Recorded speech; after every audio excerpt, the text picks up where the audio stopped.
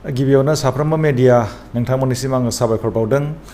आङो सासे प्रिन्सिपाल महरै आसाम सरकारनि केबिनेट मिटिंआव मोनसे डिसिसन जादों।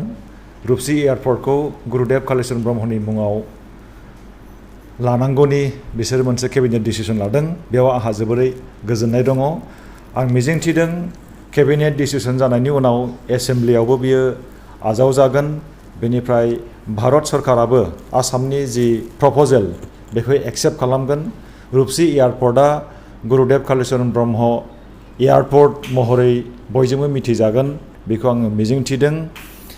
बेनि थाखाय आङो आसामनि मानगोनां chief minister doctor Himanta Biswa Sarma sir, बिटिआरनि मानगोनां CEM मुश्री प्रमोद बर' सार, बर'नि नायल' जायल' सासेल' केबिनेट मिनिस्टार उर्खाव ब्रह्म, लोगोसे केबिनेटनि साफ्रोमबो मानगोनां मिनिस्टार बिथांमोननिसिम आङो साबायखर बावदों।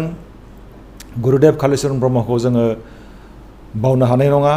गुरुदेव कालीचरण ब्रह्मआ जोङो बर' हारिनि थाखाय खामानि मावलांदों। राव, थुनलाइ, सोलोंथाइ मोनफ्रोमबो बिथिङाव बिथाङा जोंनो लामा दिन्थिलांदों। बिथांनि फिल'सफिया थांनानै थानांगौ।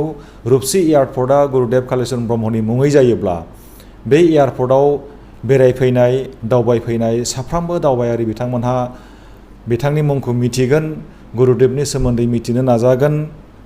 अब्ला गुरुदेवनि फिल'सफिया गुवार जागोन आरो गुरुदेवनि फिल'सफिया जोंनि समाजाव थांनानै थानांगौनि जोबोरै गोनांथि दङ। बिथांनि लिडारशिप स्टाइला इउनिकमोन, रुजुजायैमोन। बेबायदि लिडारशिप क्वालिटिखौनो जोङो दिनै लुबैयो साफ्रोमबो लिडारफ्रा जाहाथे गुरुदेव कालीचरण ब्रह्मनि दिन्थिलांनाय हाबा मावलांनाय बे आदबजों जाहाथे जोंनि समाजखौ मोजाङै दैदेनलाङो बेखौनो जों लुबैदों। जोबनायाव मेडिया नोंथांमोननिसिम आं साबायखर बावहरदों आरो आं लुबैबावदों रुपसी एयारपर्टनि मुङा गुरुदेव कालीचरण ब्रह्म एयारपर्ट मुङै मिथिजाथों। साबायखर।